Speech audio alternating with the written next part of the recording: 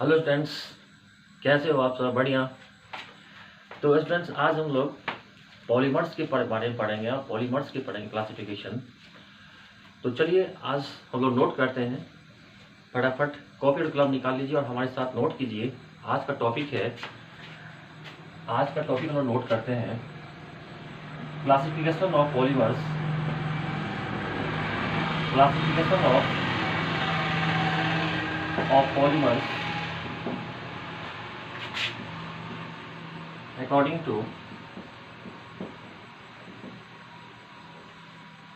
to molecular force। ठीक है, according to molecular force. तो बच्चों, आज के लेक्चर में हम लोग मोलिकुलर फोर्स के अकॉर्डिंग क्या करेंगे, पॉलीमर्स को क्लासिफाई करेंगे। ठीक है, तो उससे पहले आपने हमारे चैनल को सब्सक्राइब नहीं किया है, अगर आप हमारे चैनल के बिल्कुल नए हैं तो प्लीज़ आप हमारे चैनल को जाके फटाफट केमिस्ट्री क्लासेस बाय एम के मिश्रा आप चैनल पे जाके चैनल को सब्सक्राइब कर लीजिए फटाफट, और वीडियोस को अधिक से अधिक शेयर कीजिए। मैक्सिमम शेयर कीजिए वीडियोस को, सब तक वीडियोस पहुंच जाए। जो जहाँ तक हमारी वीडियोस नहीं पहुंच पा रही है, जो बच्चे लेक्चर को नहीं पढ़ पा रहे हैं, वहाँ तक मेरे वीडियोस पहुँच सके। तो आपसे रिक्वेस्ट है आप अधिक से अधिक वीडियोज़ को शेयर करें।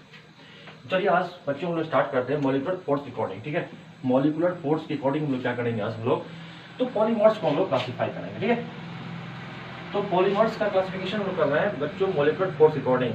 आपको ध्यान देना है कि मॉलिकुलर फोर्स के आधार पर पॉलीमर्स को बच्चों हम लोग 4 टाइप्स में क्लासिफाई करते हैं। आप नोट करें हमारे साथ फटाफट बच्चों। मॉलिकुलर फोर्स के आधार पर पहले होते हैं बच्चों इलास्टोमर्स।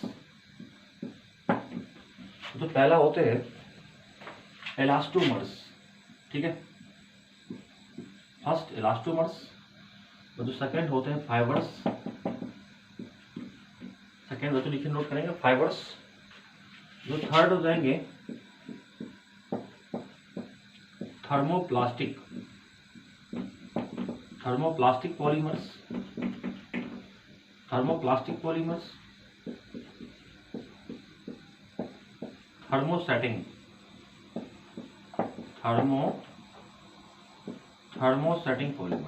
आया समझ में? Thermosetting polymers.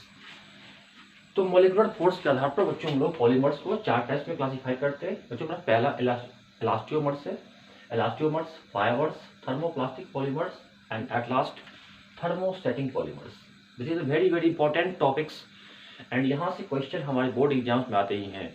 जो हमारे बच्चे बोर्ड्स के एग्जाम देने वाले हैं, बोर्ड में बैठने वाले हैं, उनके लिए सबसे बहुत ही इंपॉर्टेंट टॉपिक्स है। और बच्चों यहाँ से क्वेश्चन आते हैं थर्मोप्लास्टिक और थर्मोसेटिंग पॉलीमर्स में डिफरेंस क्या होता है। अक्सर कितने बार यहाँ से एग्जाम में क्वेश्चन आ चुके हैं, thermoplastic as well as thermosetting polymers में डिफरेंशिएट करें, दोनों में मेन डिफरेंस क्या होता है, थर्मोप्लास्टिक में और थर्मोसेटिंग में डिफरेंस क्या होता है। ठीक है, तो बच्चों आपने नोट किया फटाफट। मॉलिकुलर फोर्स के आधार पे बच्चों हम लोग बेसिस पे क्या करेंगे, पॉलीमर्स को मैंने क्लासिफाई किया बच्चों। फर्स्ट इलास्टोमर्स, सेकंड फाइबर्स, बच्चों third thermoplastic polymers and fourth will be thermosetting polymers. फटाफट से नोट कर लीजिए इसको, 4 टाइप्स को नोट कर लिया। चलिए चलो फर्स्ट नोट करते हैं इलास्टोमर्स को। चलिए लिखिए हमारे साथ फटाफट, नोट की शॉर्ट नोट बनाइए। ठीक है, चलिए देखिए, दीज आर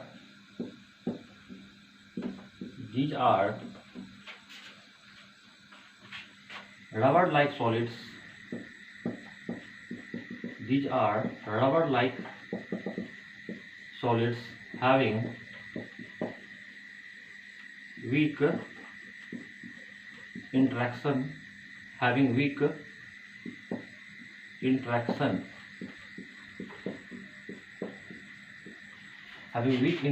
force।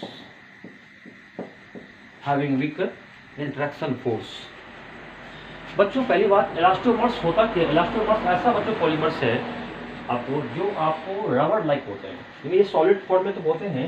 ये बच्चों इलास्टोमर्स का मेन आपका इसका जो आपका प्रॉपर्टीज है, ये बच्चों रबर के टाइप के होते हैं। बच्चों आपने रबर को देखा है, जिस तरह रबर होते हैं, रबर प्रॉपर्टीज होती है ना, रबर को एक्सटेंड खींचते हैं, स्ट्रेच करते हैं, तो रबर की तरह सॉलिड होता है। इलास्टोमर्स जो होते हैं पॉलीमर्स, वो रबर की तरह सॉलिड होता है और बच्चों इसमें इंटरेक्शन, जो बच्चों इंटरेक्शन फोर्स होता है, जो बच्चों इंटरेक्शन होती है फोर्स, वो बहुत लो होता है, वेरी वीक। आपको ध्यान देना है, इंटरेक्शन फोर्स क्या होगा बच्चों इसमें, वेरी वीक होगा। आया बात समझ में? इंटरेक्शन फोर्स क्या होगा, बहुत कमजोर होगा। इलास्टोमर्स में जब आप उसको खींचेंगे तो उसमें बच्चों एक मैक्सिमम जब आप फोर्स लगा देंगे तो वो ब्रेक टूट जाता है। तो कहने का है कि इसमें जो इंटरेक्शन फोर्स क्या होती है, वीक होता है, उसको इलास्टोमर्स कहते हैं। इलास्टोमर्स वो है बच्चों जो रबड़ के लाइक, रबड़ की तरह सॉलिड होता दिखता है, रबड़ की तरह सॉलिड लगता है, लेकिन उसमें इंटरेक्शन फोर्स क्या होता है, वेरी वीक होता है। इंटरेक्शन फोर्स जो है वीक होता है। और इसका एग्जाम्पल हम ले सकते हैं रबड़।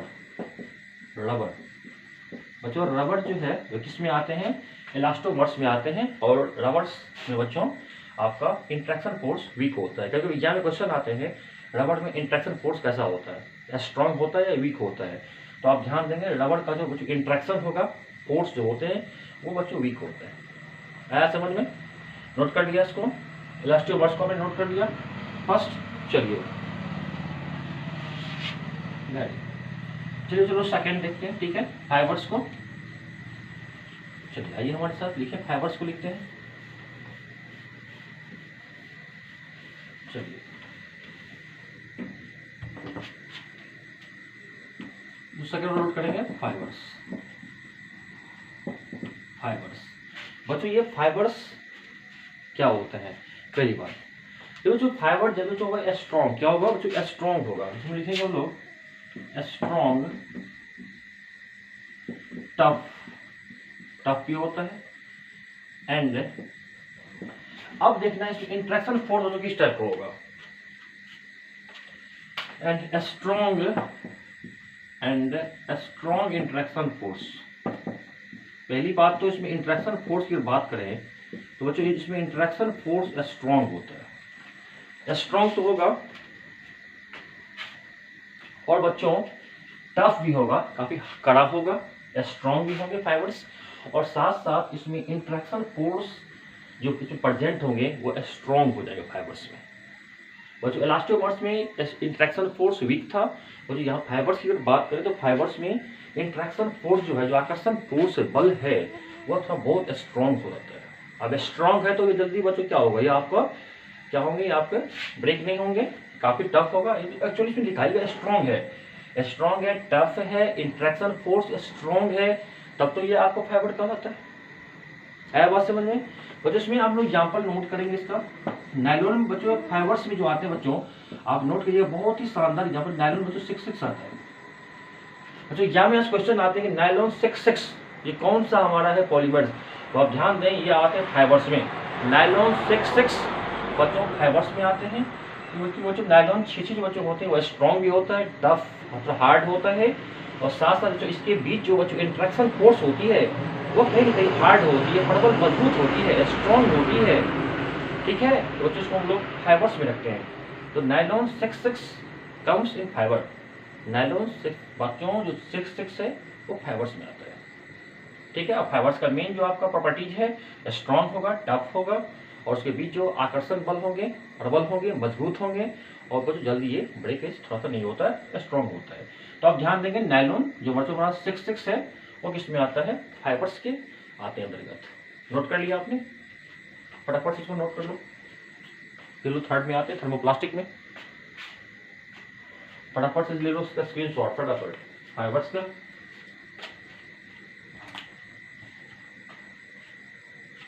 नोट कर लिया। चलिए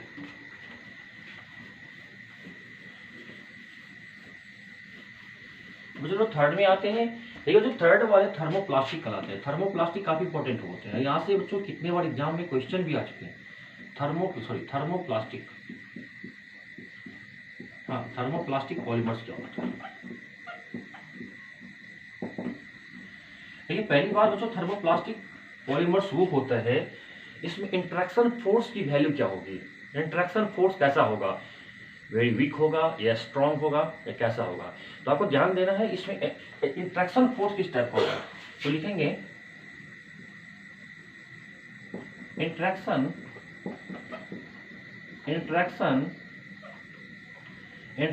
force is present between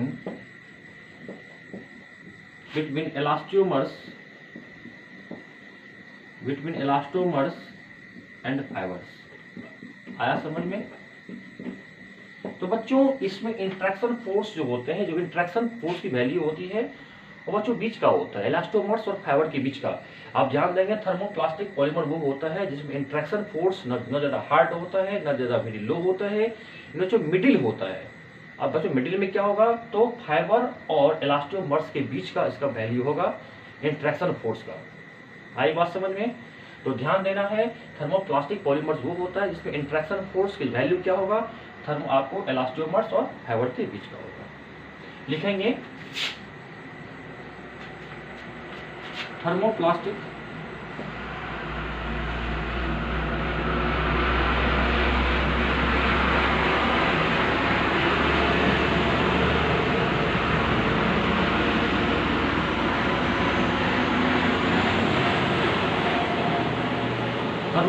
polymers are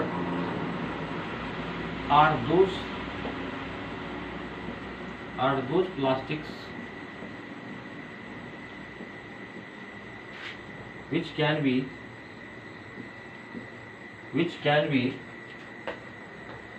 molded or reshaped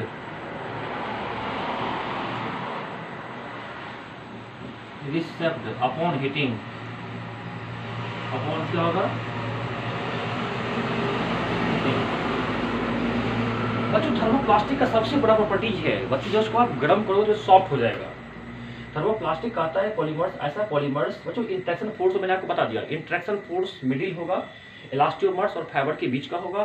साथ साथ इसमें थर्मोप्लास्टिक पॉलीमर ऐसा प्लास्टिक होता है विच कैन बी मोल्डेड और रीसेप्ड अपॉन हीटिंग। तो जब इसे आप गर्म करोगे तो पुनः उसको हम लोग दूसरे शेप में ढाल सकते हैं। सबसे बड़ी खासियत थर्मोप्लास्टिक पॉलीमर्स का सबसे बड़ा प्रॉपर्टीज है, इसे गर्म करने पर, हीट करने पर अब क्या होता है, ये दूसरे शेप में कन्वर्ट हो जाता है।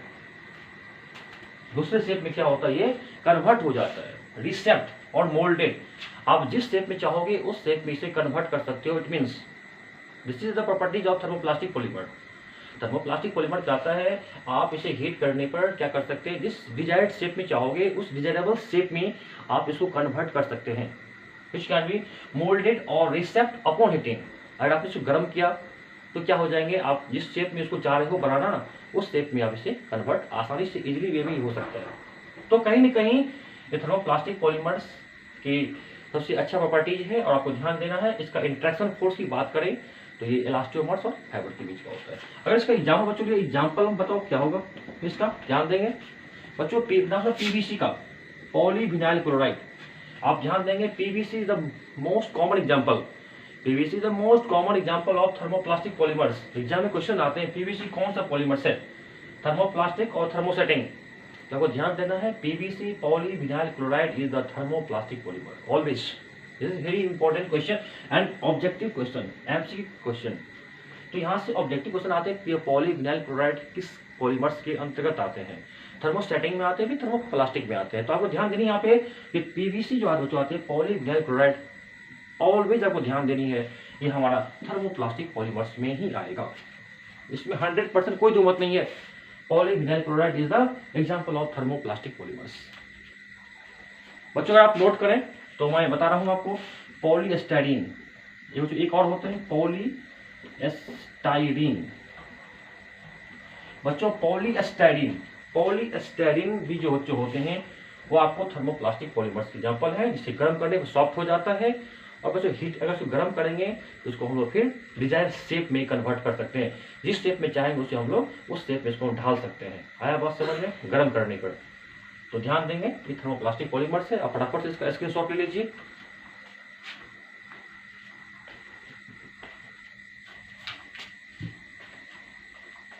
ले लिया स्क्रीनशॉट थर्मोप्लास्टिक, चलो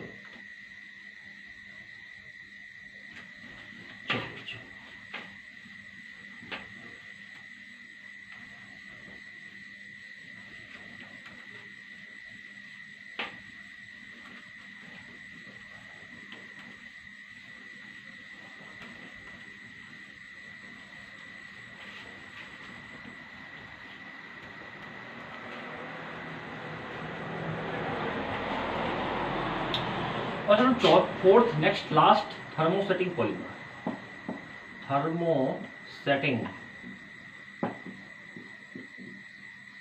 थर्मोसेटिंग पॉलीमर्स क्या होता है? थर्मोसेटिंग पॉलीमर्स नोट कीजिए, थर्मोसेटिंग पॉलीमर्स। बच्चों पहली बात, it has cross linked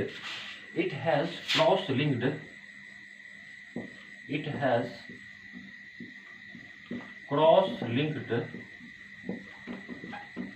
linked 3D structure.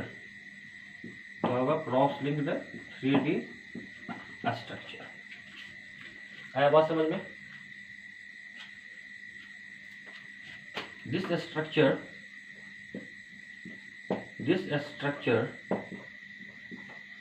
provides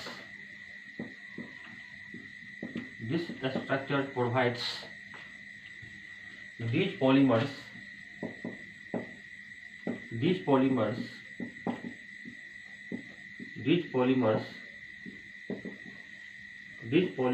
higher strength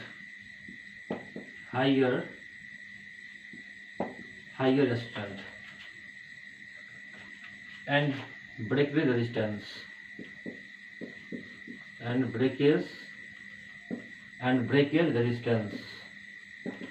अब देखो यहाँ पे क्या होता है, कितना अच्छा एग्जाम्पल है। पहली बात तो थर्मोसेटिंग पॉलीमर्स एक क्रॉस लिंक बनाते हैं, यानी कि जिसमें बहुत ही आपस में ब्रांच में, जब सारे आपस में ब्रांच में जुड़कर एक थ्री डायमेंशनल क्रॉस लिंक्ड बनाता है चेन। थर्मोसेटिंग पॉलीमर ऐसे पॉलीमर होते हैं जहाँ पे 3 डायमेंशनल नेटवर्क होता है, काफ़ी लॉन्ग जाल होता है, कम्प्लेक्स जाल होता है, और इसी कारण क्या होते हैं बच्चों, ये हमारे पॉलीमर्स काफ़ी स्ट्रॉन्ग होता है। This polymers higher strength and breakage resistance, जब ये टूटता नहीं है। जब ये इसमें शाखा होगा, ब्रांच होगा, 3 डायमेंशनल पैटर्न होगा, आपस में लंबा, इसमें काफ़ी वाइड इसमें बच्चों क्या होंगे, जाल होंगे, आपको नेटवर्क होंगे 3 डायमेंशन का, तो जाहिर सी बात है ये स्ट्रॉन्ग होगा, प्रबल मजबूत होगा, और बच्चों जल्दी ये ब्रेक नहीं होता है, टूटता नहीं है। तो इसमें क्या होती है ना, पहली बात कि बच्चों इसमें आपका ब्रेकेज रेजिस्टेंस होता है, टूटता नहीं है। और इसमें पहली बात की इसमें हाइयर स्ट्रेंथ होती है। जब बच्चों 3 डायमेंशनल नेटवर्क है, काफ़ी लंबा नेटवर्क जाल है आपस में, तो ये काफ़ी होगा, क्या होगा बच्चों, हाइयर इसका स्ट्रेंथ, इसकी क्षमता भी क्या होगी, काफ़ी मजबूत होगी, प्रबल होगी, आपकी होगी। आया बात समझ में? और सबसे बड़ी बात है कि इसमें थर्मोसेटिंग पॉलीमर्स बच्चों लोग क्या करेंगे, देखिए, वंस मोल्डेड, इसमें लिखेंगे once moulded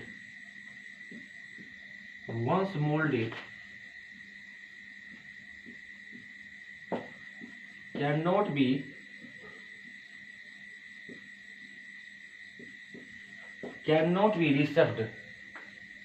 received by application of heat,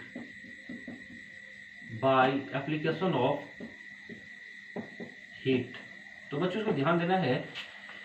अगर आपको जिस साँचा आप इसको ढाल लोगे, जिस शेप इसको आप ढाल लेते हो, उसके बाद अगर आप चाहोगे फिर इसको दूसरे शेप में ढालें, तो इट्स नॉट पॉसिबल, ये पॉसिबल नहीं होता है। ये इतना हार्ड होता है, इतना कड़क हो जाता है कि बच्चों इसको एक बार आप शेप में, जिस शेप में चाहोगे ढाल लेने के बाद, अब जिस शेप में इसको आप कन्वर्ट कर लोगे, उसके बाद ये दूसरे शेप में कन्वर्ट नहीं होता है। अगर आप कन्वर्ट करना चाहोगे, गर्म करना चाहोगे, तो ये टूट जाएगा, ये ब्रिटल हो जाता है, टूट जाता है ये। तो एक बार इसे जिस शेप में कन्वर्ट करना चाहेंगे, उस शेप में तो ये कन्वर्ट हो जाता है, लेकिन अगेन दोबारा आप जिस भी चाहोगे डिजायर्ड शेप में कन्वर्ट करने के लिए, उस शेप में ये जल्दी कन्वर्ट होगा नहीं। अगर आप इसको हीट दोगे, हीट का यूज करोगे, तो बच्चों ये टूट जाएगा, ब्रेक हो जाएगा, ये दूसरे शेप में कन्वर्ट नहीं होगा। लेकिन बच्चों थर्मोप्लास्टिक में क्या होता है, आप इसको दूसरे शेप में कन्वर्ट कर सकते थे। थर्मोप्लास्टिक में क्या था, दूसरे शेप में कन्वर्ट कर सकते थे, लेकिन थर्मोसेटिंग में ऐसा नहीं होता है। ये एक बार बच्चों जो शेप पकड़ लेगा, फिर दूसरे शेप में इसे हम लोग परिवर्तन कन्वर्ट नहीं कर सकते हैं। This is the main properties of thermosetting polymers.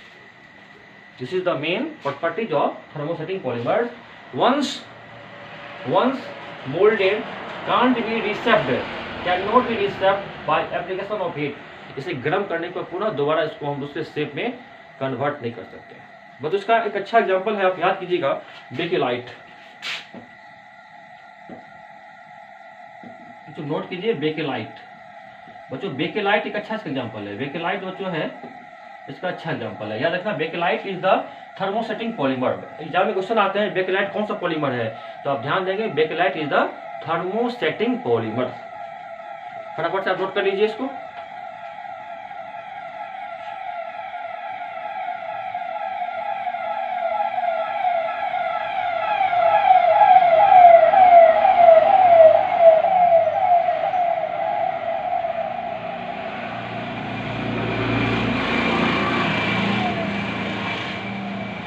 Note कर लिया इसको। तो बच्चों ये कुल मिला के मेरे पास और मॉलिक्यूलर फोर्स के बेसिस पे 4 टाइप्स थे पॉलीमर के, आपने इसको नोट कर लिया। Elastomers, fibres, thermoplastic and last is the thermosetting polymers. तो बच्चों थर्मोसेटिंग पॉलीमर्स में मैं लास्ट एग्जांपल दिया हूं आपको बेकेलाइट का।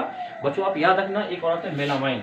मेलामाइन जो चीज में आते हैं, melamine is also example of thermosetting polymers. ये दोनों जो हार्ड होते हैं, बेकेलाइट भी काफी हार्ड होते हैं, स्ट्रांग होते हैं, मजबूत प्रबल होते हैं, स्ट्रांग टफ होते हैं। और इसमें याद रखना है कि इसको फिर हम लोग दूसरे शेप में कन्वर्ट कर सकते हैं। अगर आपको इस पर हीट करोगे तो ये टूट जाएगा। चलिए तो इसीलिए फोर्थ और आपको क्लासिफिकेशन मॉलिक्यूलर फोर्स के अकॉर्डिंग मैंने इसको आपको एक्सप्लेन कर दिया। आपने फटाफट इसको आप नोट कर लिया। तो चलिए फिर आपको नेक्स्ट वीडियोज में आपसे फिर मिलते हैं। आप ऐसे ही वीडियोस को पढ़ते रहिए, लेक्चर को पढ़ते रहिए, लेक्चर को मैक्सिमम शेयर कीजिए, अधिक से अधिक प्लीज़ आप वीडियोस को शेयर कीजिए सभी तक वीडियोस पहुंच सके। और ऐसे ही हम वीडियोस लेके आपके साथ आते रहेंगे और आप कंटिन्यू बने रहिए। ठीक है, ओके, लव यू।